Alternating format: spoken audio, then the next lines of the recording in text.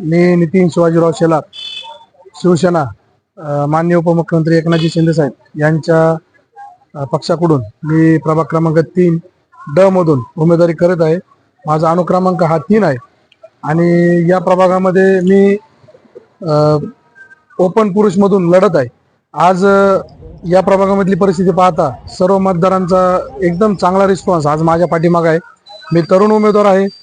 मागील काळामध्ये मी नगरसेवक असताना 5 वर्ष या प्रभागामध्ये भरपूर अशी विकास कामे केलेली आहेत आणि मुख्यमंत्री लाडकी बहीण योजनेच्या माध्यमातून जवळजवळ 3,500 महिलांना या ठिकाणी लाडक्या बहिणीचा लाभ त्या ठिकाणी मी वार्डामध्ये मिळवून दिलेला आहे। आज प्रभाग क्रमांक 3 मध्ये हा पूर्णपणे सुशिक्षित प्रभाग आहे आणि येथील स्थानिक नागरिकांच्या जे काही समस्या आहेत त्या किरकोळ कारकोळ समस्या आहेत। कारण या भागामध्ये महायुतीच्या माध्यमातून सर्व रस्ते सिमेंट काँक्रीटीकरण झालेले आहेत। S2 ची लाईन पूर्णपणे या ठिकाणी म्हणजे जो हे करून झालेली आहे ती फक्त आता जोडायची राहिलेली आहे।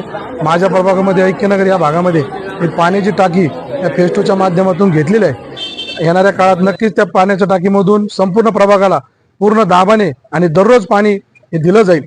त्याच्यानंतर जी घंटा गाडी आहे कचरा गाडी येणाऱ्या काळात मी रोज प्रत्येक कॉलनीमध्ये कशी कचरा गाडी जाईल याचं एकदम चांगलं नियोजन करणार आहे। त्याच्यानंतर मोकाट कुत्र्यांचा जो बंदोबस्त आहे तो सुद्धा आम्हाला या प्रभागामध्ये करावा लागणार आहे।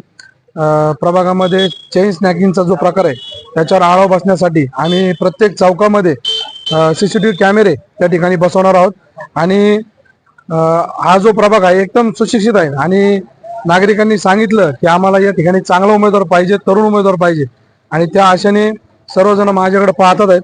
समोरचे जे उमेदवार आहेत त्यांनी आपण पाहिलंय की प्रभाग क्रमांक 6 मध्ये नागरिक मतदारांना घाबरून त्या ठिकाणी उमेदवारी केली नाही आणि वरतून त्यांनी तिकीट आणून त्यांच्या मुलाला तिकीट आणून घराणेशाही या ठिकाणी भारतीय जनता पार्टीमध्ये दाखवलेलं आहे।